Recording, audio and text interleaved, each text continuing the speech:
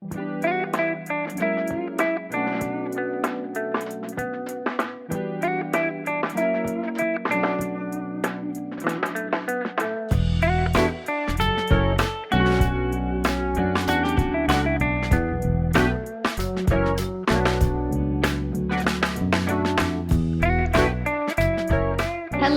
and thank you for joining tonight's virtual education program with Cancer Support Community Los Angeles. I'm Larissa Montalvo, and I'm the program manager here at CSCLA. And I welcome you to this week's webinar titled Cancer Fighting Foods from Around the World. Today, we'll be joined by Registered Dietitian Saori Yen to explore the anti-cancer properties of cultural foods and the best way to enjoy them. But before we begin, if this is your first time joining us, Cancer Support Community Los Angeles is a premier nonprofit organization providing vital social and emotional support to families facing cancer, including patients, caregivers, and their loved ones, all at no cost.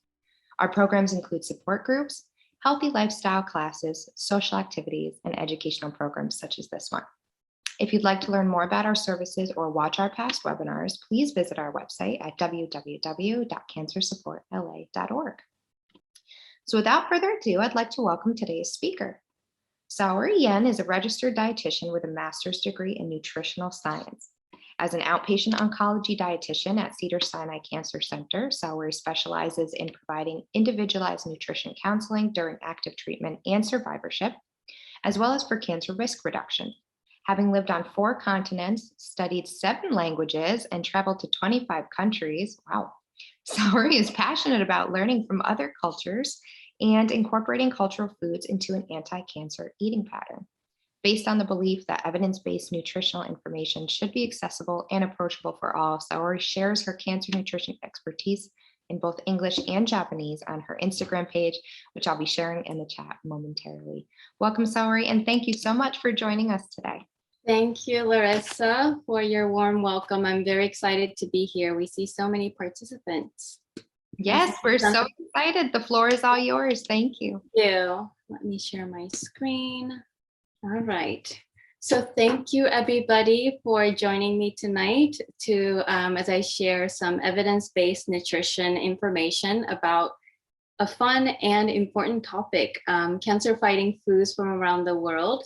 And as Larissa mentioned, this will be an interactive presentation. So please feel free to use the chat box to answer some of the questions that I'm going to ask you and share some of the information, because I may be a dietitian, but you're the expert of your own body and also your cultural cuisine. So I would also like to learn from you tonight.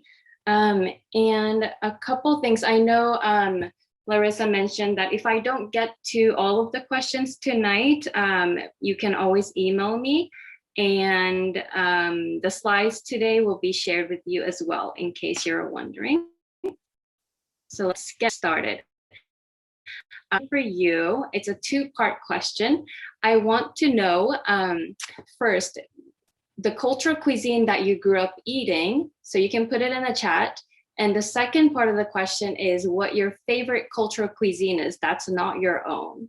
So as you're typing that in the chat box, I will share my answer. So I was born and raised in Japan. Argentinian, great. And then what is your favorite cultural cuisine that's not your own? So I was born and raised in Japan, so I grew up with Japanese food, but Indian. But I moved to the US when I was about 11 years old. So then my options for food definitely expanded after I moved to the US. And I would say my top 3 favorite cuisines, so many coming in, are Korean, Ethiopian, and Moroccan. I see a lot of Japanese, so many Persian food. I can't keep up, but yes, there's so many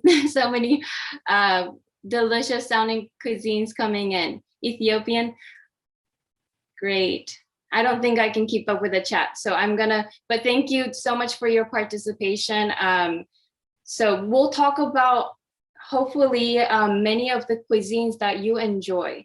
And I'm assuming that you're joining me today because you want to know if perhaps your own cultural cuisine or your favorite cultural cuisines, they might offer some of these cancer fighting properties. So let's get started. Okay, so what we're going to talk about tonight, first, we'll talk about what cancer fighting properties are. What do they mean exactly when you see those words, or some, anti-cancer properties or something similar. Second, we'll talk about what foods from around the world might be considered cancer fighting foods, or meaning which foods contain these cancer fighting nutrients. And lastly, we'll talk about how to customize and create and follow a cancer-fighting eating pattern. Thank you, everybody, for participating: Vietnamese, Mexican, Italian, Jewish, Korean. Okay, so one of the most common questions I get asked as an oncology dietitian is, what should I eat? What should I avoid? Either for after cancer diagnosis, or for risk reduction. And research consistently shows that a plant-forward eating pattern, so not necessarily a vegan or vegetarian diet, but an eating pattern that has a lot of whole grains with a lot of fiber, vegetables, both starchy and non-starchy, fruits, legumes. So legumes are like beans, chickpeas, lentils. An eating pattern that has a lot of these plant-based foods, research consistently shows that it can reduce the risk of various types of cancer. So we want to know why, and there seems to be multiple mechanisms. But today we're going to focus on what's called phytonutrients, or nutrients coming from plant-based foods. There are thousands of them, but we'll focus on just a few to highlight today. And this plant-forward eating pattern also contains a lot of vitamins, minerals, and fiber. So what is the current recommendation? You may be familiar with American Institute for Cancer Research. If not, it is a great organization that does a lot of research looking at the relationship between cancer, diet, physical activity, and many other modifiable factors. So if you are interested, go check out aicr.org. I have more information from that organization later on. But what they currently recommend is to fill at least 2/3 of your plate coming from plant-based foods. So again, regardless of what you're eating, what cultural cuisine you're eating, try to fill at least 2/3 of your plate coming from plant-based foods, and less than 1/3 coming from animal-based foods. So if you can look at the two photos, let's start with the one on the left, what they call the old American plate. You see a big piece of steak with mashed potatoes and butter. So mashed potatoes being a starchy vegetable, and peas also being a starchy vegetable. So not to say that we can't or shouldn't have any of these items. It's all about the portion size and the proportion, or how your plate is balanced. So now if you can look to the right, what they call the new American plate, this is what they recommend. So if you can notice, the chicken, the lean protein is much smaller size. And for the starch, now we have quinoa, which is a whole grain, but also high in protein. And the rest of the plate is filled with colorful, non-starchy vegetables, such as tomatoes, broccoli, and colorful bell peppers, zucchini, things like that. We'll talk about tomatoes and broccoli in just a bit. So, I do like visuals like this. I think it's helpful when we're thinking about how our plate looks, and also how our overall eating pattern looks. But, this is a generalized recommendation, and it may not apply to you specifically, especially when we think about cultural cuisine.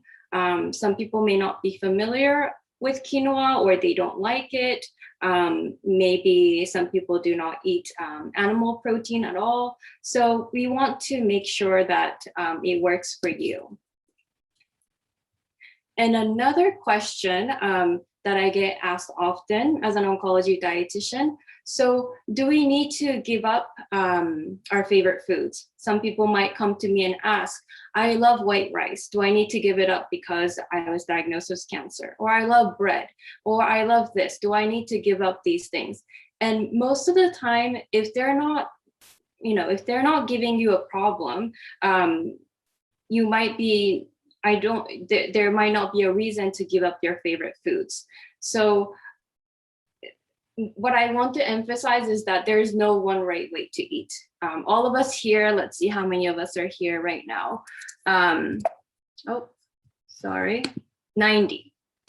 90 people are joining me tonight. Each of us has, we all have our preferences and we all have a different need. And especially after a diagnosis, if you're in treatment especially, there's no way that I can recommend one way to eat. So going back to your favorite foods will likely fit into a healthy eating pattern. Again, it's all about the portion and proportion. And another question I get asked a lot about is about superfoods. What do you think of this superfood? It is a marketing term, or what do you think about this superfood supplement? So no one superfood can bring benefit if your overall eating pattern is not, healthful. So, and also I do want to point out that adequacy and variety are so important, because we never want to omit a certain food group or anything like that. We don't want to eat the same food every day unless, that's the best we can be doing at the time. We do want to have a variety to get, different nutrients from different foods. So again, personalization is so important. That's why cookie cutter meal plans may not work. We want to make sure, is the nutrition recommendation appropriate for you? Is it culturally appropriate? Is it enjoyable for you? We never want to take away the joy from eating. I understand that during active treatment, you may have side effects that make eating not very enjoyable, but in that case, we can come up with with things that are at least tolerable. And when the nutrition recommendations are tailored to you, they become more realistic. Especially when we think about, who's cooking, what is our budget? Those things need to be taken into account when we recommend a way to eat after a cancer diagnosis, or to reduce the risk. And when these recommendations are customized for you, then it makes it doable and sustainable in the long run, where you'll see the health benefits. And again, during active treatment, we might need to shift priorities as needed. Sometimes, you might not be able to tolerate high fiber foods. Sometimes you might only tolerate what we call white starchy foods if you're feeling nauseous. So it is important to keep the big picture in mind when we think about nourishing your body. All right, so now we're gonna get into the first part of the presentation, cancer-fighting properties. So when we talk about cancer-fighting properties in food, we have to first understand how these nutrients affect cancer development. So here is a little diagram. I will explain it. So on the left side, we have a normal cell or a healthy cell. And on the right side, we have malignant tumor or a cancerous tumor. So we know that, well, first there are, we say cancer, but there are more than 100 different types. And there's so many, even if two people have the same type of cancer, let's say it's breast cancer, they can have completely different way of developing in the body. So cancer develops from a DNA damage to a healthy cell. So that can be chemicals, oxidation, inflammation, viruses, radiation, many other, or combination of different things. So when there is a damage to the gene of your healthy cell or your DNA, it can become an initiated cell, which is to the right. And that to the right can progress to cancer and become a malignant tumor. And if you notice, there are arrows going in between these cells, normal cell to initiated cells. The arrow is bidirectional, meaning initiated cells can potentially go back to being a normal cell. Cancer progression can potentially reduce in number and go back to the previous stage. But if you notice at the very end, once it is a malignant tumor, there is no going back, unfortunately. And that's why there needs to be a treatment. And on the top, I do want to point out that it says larger than recommended daily allowance doses of nutrients may support tumor growth, which I will touch on later, but we're talking about high dose supplements here. And on the next slide, I want to talk about different processes and different nutrients that can help this the diagram go towards the left, towards the healthy cells, as opposed to towards the right.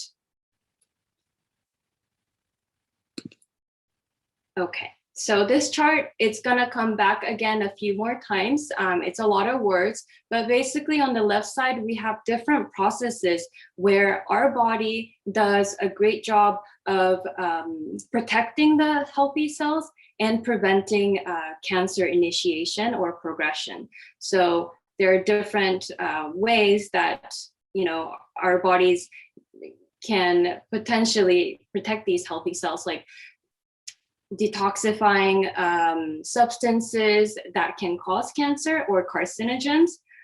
There are also ways that our body knows how to repair DNA or prevent angiogenesis, or in other words, the development of new blood vessels to that promotes cancer growth. Yes, so we'll be emailing you the PDF after, so you can print it out if you like. Now on the right side, we have examples of nutrients that are shown to support these processes on the left. So you see a lot of nutrients, and it's not, you know, you see different vitamins, omega-3 fatty acids, soy isoflavones, such and such. But we don't go to the grocery store to buy these nutrients. So what I'm going to be talking about today is where we find these nutrients in food. Okay, so now we're going to talk about food. Which foods contain these cancer-fighting nutrients? Okay, you can put that in the chat about white rice and Japanese people living longer. Thank you.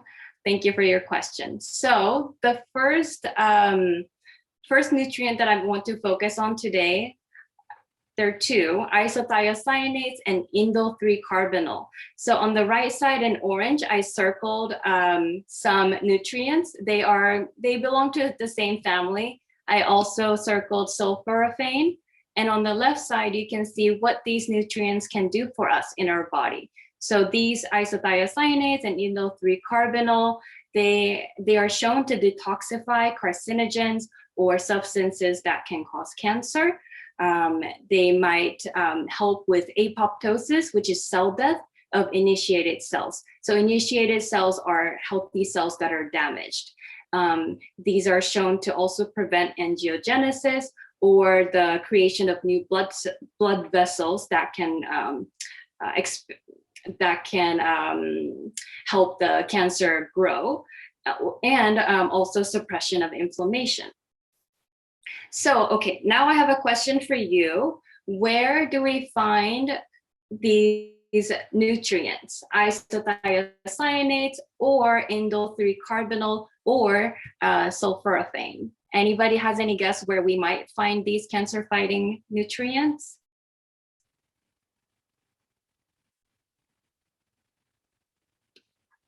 Broccoli, great. Yes, vegetables, yes. Fish, not the one circled in orange, but thank you. Fish, unfortunately, we're not going to talk about today, but yes, omega-3 fatty acid rich fish that's great to incorporate. But since we have a couple answers already, I will move forward, and I have more questions for you coming up. So we do find them in broccoli and vegetables. So cruciferous vegetables. It's a family of different types of vegetables, which we'll talk about on the next slide. So these two nutrients, isothiocyanates and indole-3-carbinol, they're derived from sulfur-containing compounds called glucosinolates. And cruciferous vegetables contain more than just these two ingredients. They are also rich in vitamin C, folate, selenium, carotenoids, and fiber, which all have different mechanisms, and they can also be considered cancer-fighting properties as well. And in terms of cooking tips, to preserve these cancer-fighting nutrients, some of the best ways to consume these cruciferous vegetables would be to eat them raw, or blanch them, or steam them for a little bit, 3 to 4 minutes, or you can also microwave them for about a minute. We do want to avoid boiling or cooking at high temperatures, which can damage the nutrients that we're trying to take advantage of. But if you do boil and cook at high temperature, you're still getting the benefit of fiber and other nutrients. So just because, let's say, cruciferous vegetable was boiled, you can still enjoy them. But if you want to really, get the most benefit from these cruciferous vegetables, then try the other methods that I mentioned. Roasting, yeah, so roasting is fine. It might depend on the temperature as well, and how long you're cooking them. Okay. Oh, I had a question, but okay. It's fine. We'll move on. So where do we find them? So so these glucosinolates, which produce isothiocyanates and indole-3-carbinol, stir fry, same idea. We just don't want to cook these at high temperature for a long time. But if it's a quick stir fry, why not?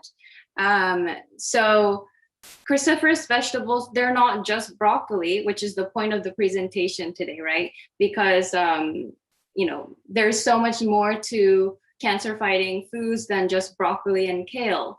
So if you, in the chat, if you can put in your favorite cruciferous vegetables, whether it's on the list here or maybe something else that I didn't list. So again, cruciferous vegetables include things from the broccoli family. So not just a regular broccoli, but broccolini, which is a hybrid between, you love kale, Chinese broccoli, and regular broccoli.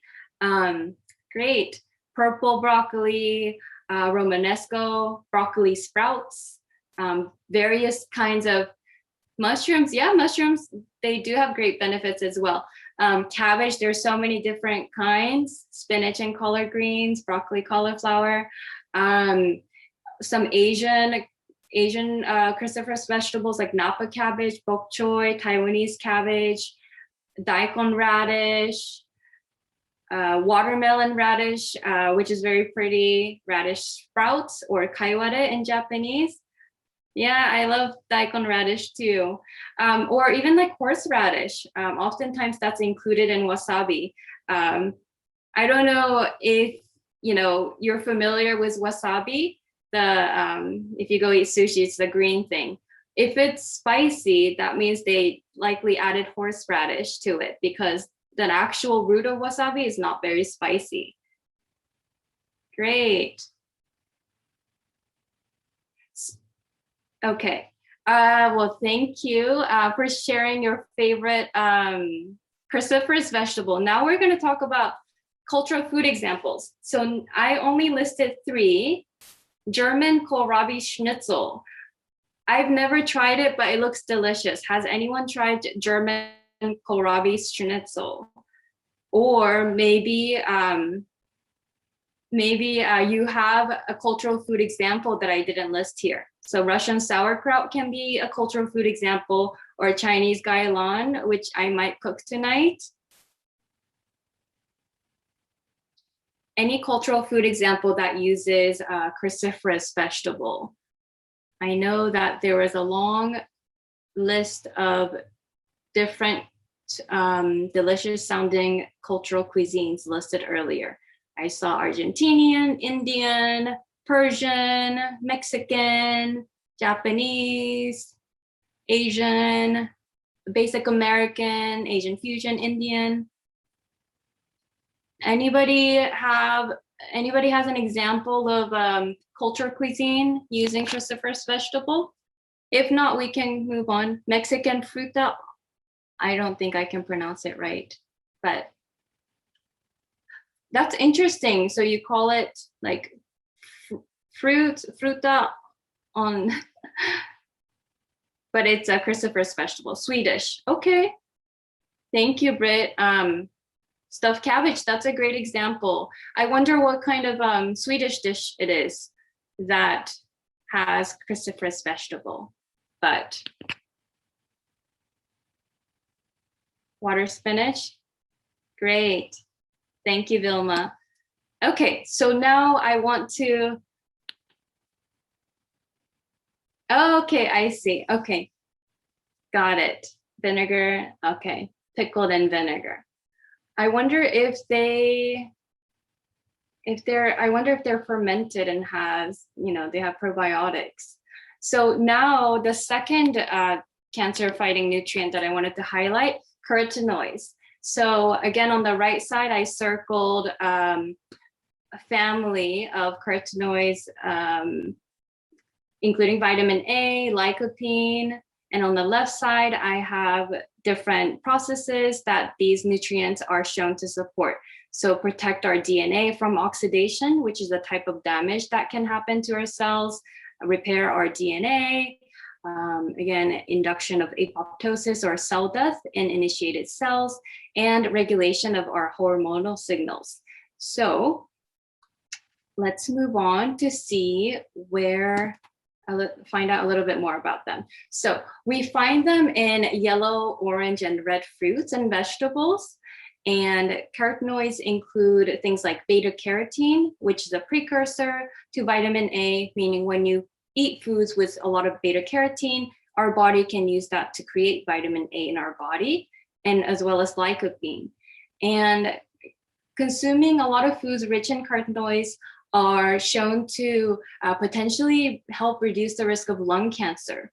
But an important thing to note is to avoid supplements, high dose beta carotene supplements, if you are current or former smoker, because research has shown that for current or former smokers, taking a high dose beta carotene supplement can actually increase the risk of lung cancer.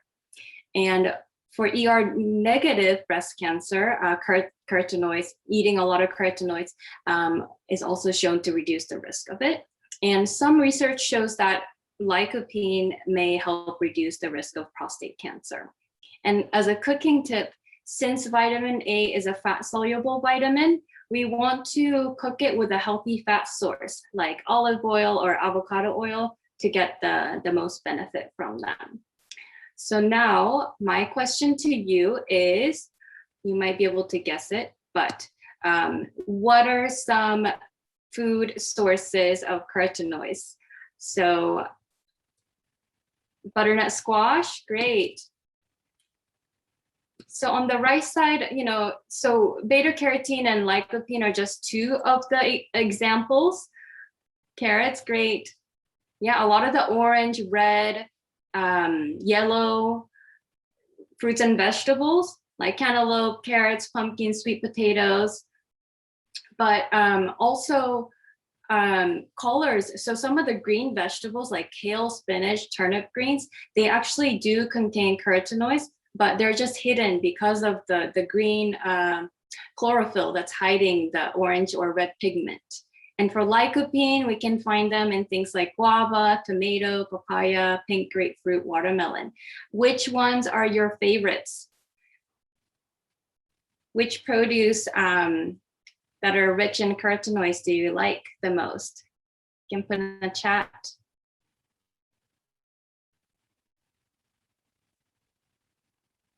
Kale, sweet potato. I love sweet potatoes too. And there are different sweet potatoes too.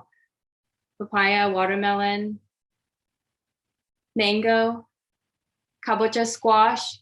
Great. You love all of them. Great. Sweet potatoes. I think sweet potato is a great snack.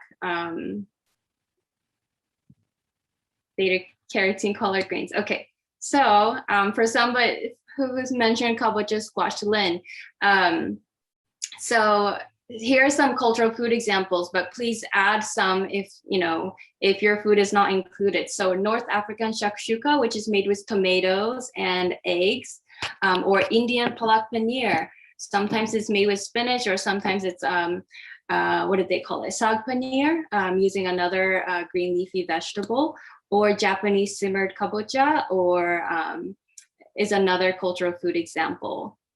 Collard greens. Any other cultural food example that you can share with us? Something you grew up with, using foods that are high in carotenoids.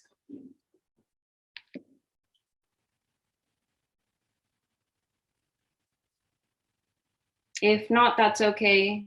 I will move on to the last cancer fighting nutrient that I want to highlight today. So the last one is folate, which might be also known as folic acid or vitamin B9. So folic acid is a synthetic form of folate. And as you can see on the left side, circled in green, folate can help repair our DNA and also regulate our cell cycle. Where do we find these foods? Green leafy vegetables are well known to contain a lot of folate. And folate is vital for DNA synthesis and repair. So for somebody who is pregnant or planning to get pregnant, folic acid supplement is included in the prenatal vitamin to prevent neural tube defect. But you can also get it from food. Adequate intake of folate from food is shown to protect our healthy cells, but we want to be careful. We don't want to take anything excessive coming from supplements, especially if you're in active treatment. But even if you're not, some studies show that excessive intake of folic acid coming from supplements may promote precancerous cell growth. So if you can remember the diagram from before, we might not know, as we're talking, cells are alive and they're changing all the time. And we know that many cancers, they can take decades, like 10 years or 20 years to develop. So turmeric, we're not going to touch on today, but maybe you can put it in the Q&A box.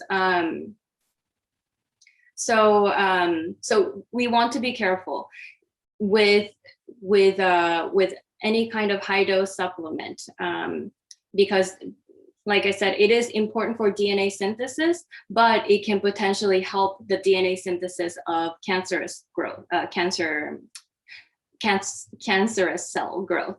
And some of the cancer treatments rely on folate metabolism to treat you. So be cautious about taking a high dose folic acid supplement during treatment as well. Always check with your oncologist if you're interested in taking any supplements. And folate is also important for somebody in active treatment, because if you're not getting enough folate or B12, that can lead to anemia. And as it is, many of the treatments can affect your red blood cells and lead to anemia. And another thing to know is chronic and heavy alcohol consumption that can lead to folate deficiency as well. So that's something to keep in mind. Now, where do we find these? Where do we find folate? So I mentioned green leafy vegetables, but there's so many other options. So things like legumes, even things like beef liver, eggs, a lot of the fortified grains because of the added folic acid. So, and let's not forget about herbs and spices. they can also contain folate as well. Most oncologists are not trained in nutritional matters. Yeah, that can be very true. So hopefully, if you do not, or let's see, I hope you have access to a dietitian. You can ask your oncologist for a referral for a dietitian, and especially somebody who specializes in oncology nutrition.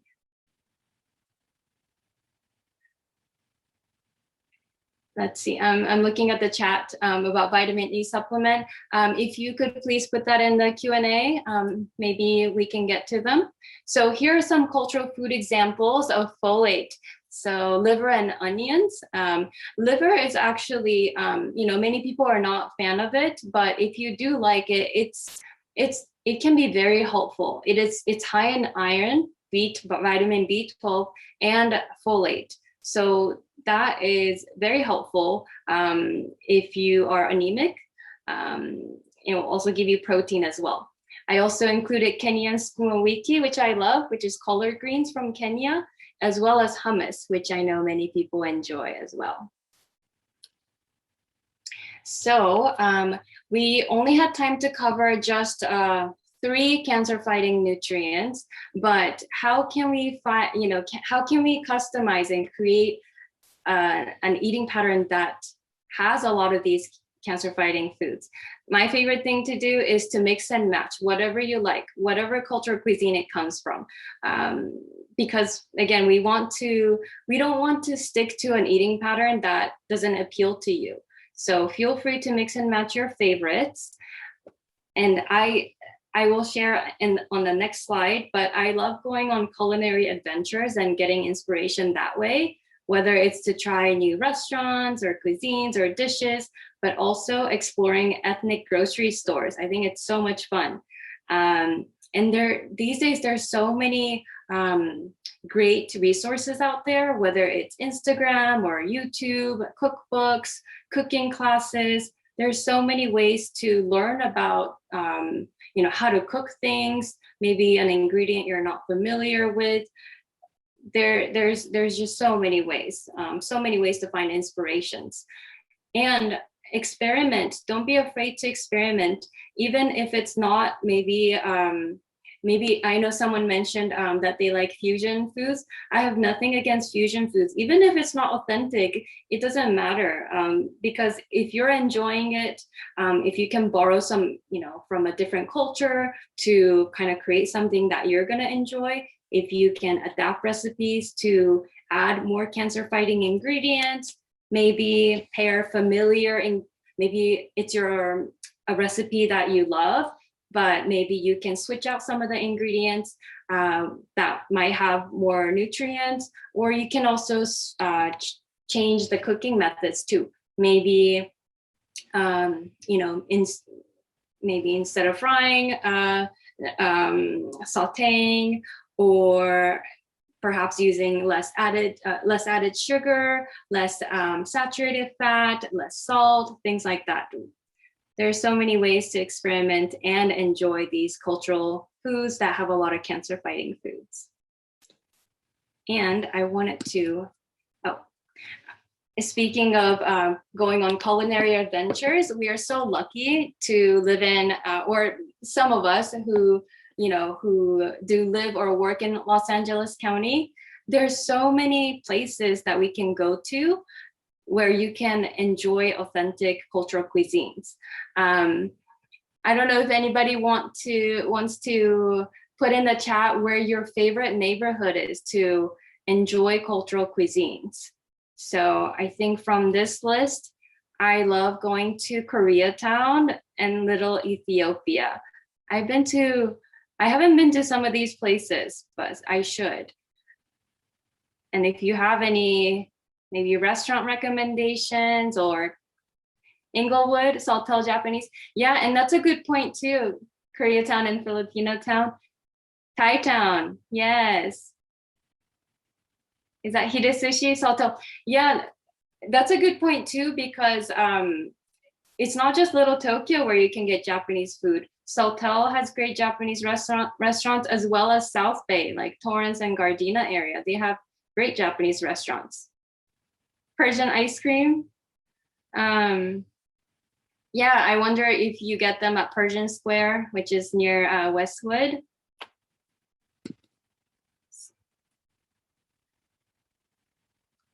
Japanese noodles, okay. Well, Japanese noodles, there's so many different kinds. So maybe you can put in the Q&A box for me to see which one you're talking about. So if you would like to try out some cultural cuisine recipes, here is just a quick resource. Academy of Nutrition and Dietetics has great recipes. My Plate, that's a USDA website. CalFresh Healthy Living, both of those websites, you're able to filter the recipes based on the cultural cuisine that you're interested. They even have things like Native American cuisines and various ones. So if you want to check out those websites, again, these slides will be sent to you. And LA County Library surprisingly has cultural holiday recipes, even has a kimchi recipe. So if you want to check that out as well. What kind is nutritional? You might be talking about, Japanese noodles. I think it depends on what your goal is, but maybe we can talk about that in a bit in the Q&A. So key takeaways. I want you to take away from today's presentation that various foods from around the world have different cancer-fighting properties. So very likely your favorite cultural cuisine has these ingredients and delicious dishes that contain these cancer-fighting properties. Again, the key is adequacy and variety. Are you having a variety of foods, and are you getting enough of the foods to nourish your body? And there's always a way to incorporate more cancer-fighting foods, and it can be fun. Is kimchi healthy? It depends. It depends on what you're asking. So kimchi, unfortunately, I didn't get a chance to talk. Oh, let me do the pop quiz first, and then we'll go to the questions. I hope you're paying attention. I have a few questions for the pop quiz. So now you can put it in the chat, your answer.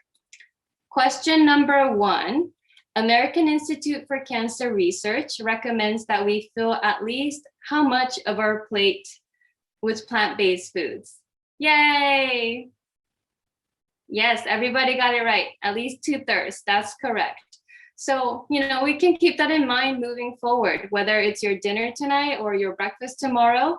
Can we try to fill at least 2/3 of our plate with plant-based foods, fruits, vegetables, whole grains, plant-based protein? There's so many different ways, regardless, again, of your preference of cultural cuisine that you're enjoying.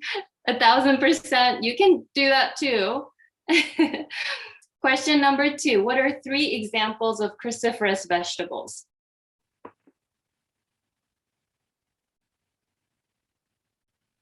Three examples, cruciferous vegetable: cabbage, sprouts, broccoli. Great, yes, bok choy, napa cabbage, and broccolini. Yes, so many great answers. Yes. Yeah, I love these answers, and I hope they are maybe the ones that you enjoy. But feel free to explore new vegetables that I listed, or maybe I didn't list all of them. But when you get the slides, hopefully you can get some inspiration, whether you want to, cook with a new ingredient, or maybe next time you go to a restaurant, you can order something that you've never tried before, and who knows, you might like it. Yes, so I just listed broccoli, cabbage, and radish, but there are so many more. Question number 3, what is the best way to cook foods rich in carotenoids? If you remember, so these are the orange, with a healthy fat, exactly. Yes, juice them. You can, juicing, you will probably need to add a fat source if you're making a smoothie or something like that. Yes, raw steam, that's the cruciferous vegetable. Microwave as well, that's going back to the cruciferous vegetables. But thank you for remembering those details as well. But for these types of foods rich in carotenoids, it's best to cook or eat with a healthy fat source, because remember, vitamin E is a fat soluble vitamin. So to get the best benefit of them, cook with olive oil or avocado oil. That's the best way. Great. Number 4, there's more, 2 more. Chronic and heavy alcohol consumption can lead to what deficiency? Folate. B12. So the answer is folate, based on, yes, exactly. So chronic and heavy alcohol consumption can lead to folate deficiency. And when you don't have adequate folate, that can also lead to anemia. So just keep that in mind.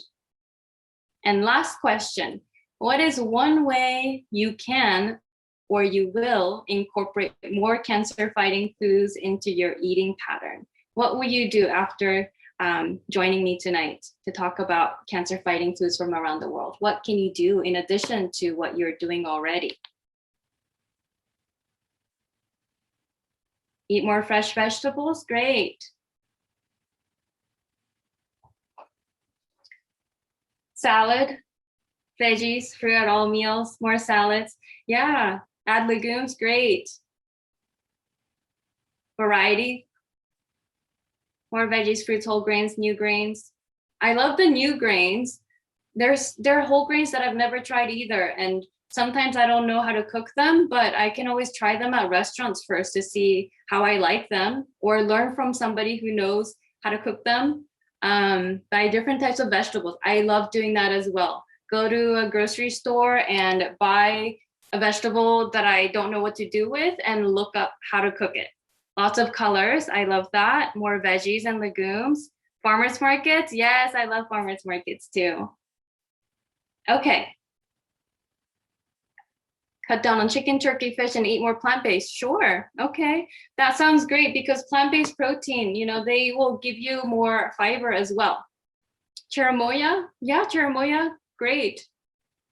Eat beans. Yes. So just one way is to adapt recipes to incorporate more cancer-fighting foods. If you already have a favorite recipe, maybe think about how you can make it, more nutritious by adding things or swapping things. There are just so many ways to do this. And I know I want to save a little bit of time for Q&A, but I wanted to share some additional resources to support your anti-cancer lifestyle. You may be familiar with some of these. If not, feel free to check them out. Going back to American Institute for Cancer Research, they have a great page listing different foods that fight cancer. So if you click on an item, let's say apples, you will see what types of research has been done and what nutrients in the apples are shown to have these cancer-fighting properties. Anybody familiar with this page? Foods That Fight Cancer by AICR. And this is also by American Institute for Cancer Research and World Cancer Research Fund. They have this thing called the Continuous Update Project, or CUP report. So for each specific disease site, this one is for colorectal cancer.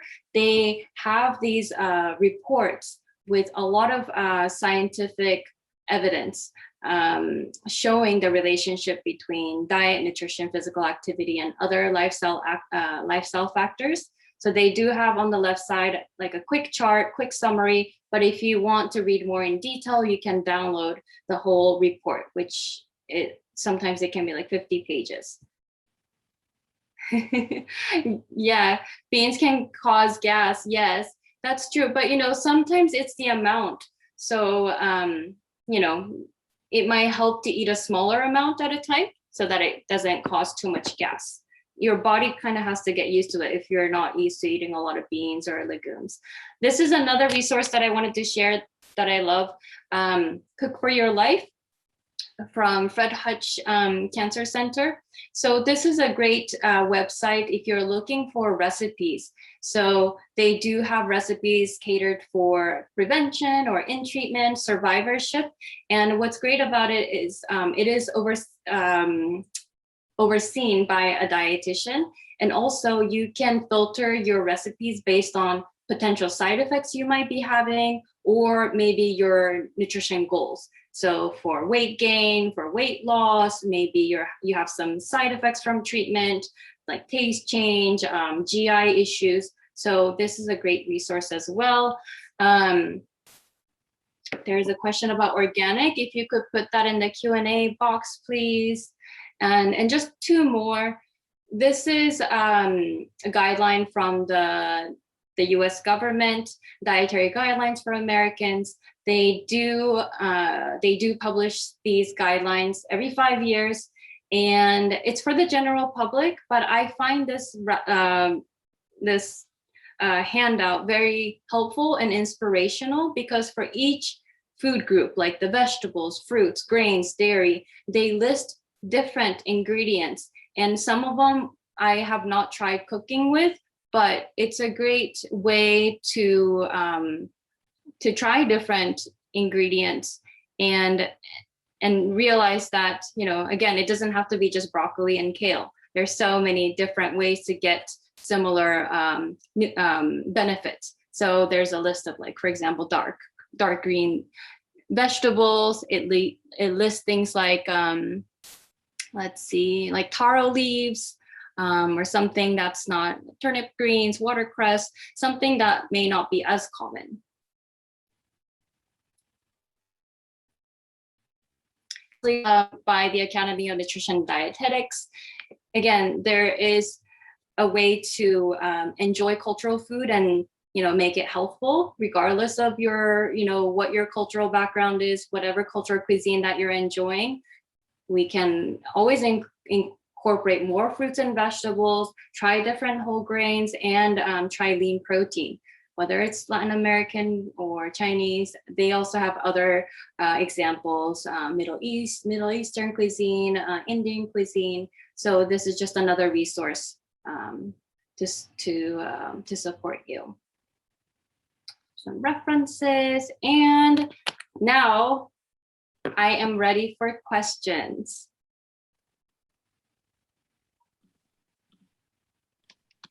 All right. Thank you so much for that, Saori. That was so much information, and I love how interactive it was. I know our participants here are always very grateful for that. If you don't mind ending the screen share so we can see you while I facilitate some questions. And I also just dropped this into the chat, but if you are interested in access to these slides, please email info@cancersupportla.org. I'll drop that in the chat one more time. But again, to get access to these wonderful slides that Saori created for us, please email info@cancersupportla.org. All right, I'm going to jump in. We have quite a few questions, and I know we won't be able to have time for all of them. So I apologize we won't get to all your questions today, but please feel free to email Saori if you have any additional questions, but I will jump right in. So we have a couple people who are asking about juicing fruits and vegetables, and if that changes its nutrient values, and comparing that to smoothies. So the juicing will not change the nutrient profile, but as I mentioned, sometimes cooking, for example, going back to like carotenoids, it is better to cook with a healthy fat, or consume it with a fat source to help your body absorb it better. So if you're comparing juicing to the raw form of vegetable or fruit, it's not very different. Maybe it's easier to digest, but there is a big difference between juicing and smoothies, right? So juicing will strip all the fiber away. It might be helpful if you cannot tolerate fiber, but if you can, maybe smoothie is more nutritious because then you get the extra fiber that we need. I hope that helps. So if you're juicing, maybe you can add a source of healthy fat in it, or maybe you can have something with a healthy fat with your juice. Or maybe you can make a smoothie with a healthy fat in it. It can be nut butter, it can be avocado, it can be, like flaxseed oil. Great. I think that's a wonderful question. I think that absolutely answered it. Thank you. Okay, our next question is someone is asking if during chemo, if you feel that they should be avoiding uncooked fruits and vegetables. Not necessarily. That's a great question. If you are told by your oncologist that your immune system is low due to the treatment, or even just because of your condition, it is important to follow food safety guidelines. But it doesn't mean that you need to avoid raw fruits and vegetables. What we recommend instead is that make sure you're picking fresh produce and vegetables. So if there's any dents or bruise or cut or anything, we definitely don't want to be eating that part, regardless of whether our immune system is low or not.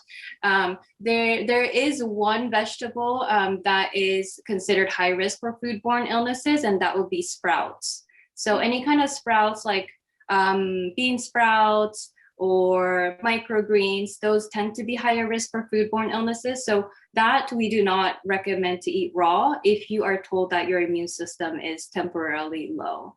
But other ones, as long as you're picking the fresh ones and you're washing them well, you can eat them raw.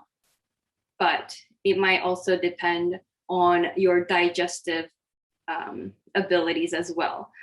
Perhaps sometimes you don't tolerate raw fruits and vegetables if you have stomach issues or something like that. But in general, you do not need to avoid raw fruits. I think that was the question, raw fruits and vegetables during treatment. Great, thank you so much. And for those of you who are in the chat, please email info@cancersupportla. Don't ask us here because we don't have access to this chat after we log off. And also for those of you who said that the emails don't work, make sure that you're not putting a period at the end of the email if you're copying and pasting. So the email should be saori.yen@cshs.org. Is that correct? Yes, that's correct. Wonderful, thank you. Okay, so our next question, which we have a couple people asking this, and we get this question a lot. They're asking if they should only eat organic foods. No, please eat your fruits and vegetables, even if they're not organic, unless, you prefer to buy organic. So we know that, most Americans are not getting enough fruits and vegetables, not just Americans, but I think many people around the world are not getting enough fruits and vegetables. So I think the concern comes from pesticides, I'm assuming, but both conventional and organic fruits and vegetables, FDA regulates the pesticide level. So meaning they're both considered safe. So you do not need to buy only organic unless you choose to, but it can become expensive sometimes. And I don't want that to be the reason why we're not eating enough fruits and vegetables. Great, thank you. So if you can, sure, but if not, what's most important is eat those fruits and vegetables. Yes. Okay, wonderful. Okay, this is another great question. Someone's asking, does microwaving affect the nutritional value of foods? Microwaving, so yes. The question is if it affects the nutrient profile. So, going back to the cruciferous vegetables, one of the ways is to, if you don't want to eat them raw, you can heat it up. But I'm trying to see, I wonder what they're referring to, because microwaving can be so many different things, like leftover foods versus, I wonder if there is a specific item they had in mind, but I mean, heating up anything can change the chemical properties of food, but it might depend on the food item. Okay. If you're still with us and you want to drop what that food is into the chat, maybe we can a little better of an answer, but we'll move on while we wait for that. Okay. Well, I guess along these lines, someone's asking if it's okay to microwave leftover food. Of course, yes, please do. And with leftovers foods, that's another food safety, thing to keep in mind too, just making sure that we're putting away leftover food into the fridge as soon as possible, but no longer than 1 or 2 hours. It's 1 hour if it's hot, but yeah, definitely within 2 hours. Great. Okay, we have time for maybe 2 or 3 more questions. The next question is, do different types of cancer require somewhat different dietary approaches? Yes, that's a great question. And I think that's why it's so important to work with a registered dietitian, especially somebody who specializes in oncology. And unfortunately, there's not enough. I think access to dietitians is limited. So I really appreciate, what Cancer Support Community LA is doing. So yes, they're not just because of a cancer diagnosis, but I mean, 2 people can have the same cancer, but your needs are different from the person next to you. So yes, that would be my answer. There is a different approach. Thank you. That is a great question. And you're right, there is definitely some limitations to individuals' access to nutrition care. So we're happy to be providing this new Food for Thought Tuesdays on the first Tuesday of every month. So if you're still here with us, first Tuesday of every month from 6 to 7 p.m., we will be having wonderful nutritionists like Saori here. And we're grateful for you being here tonight.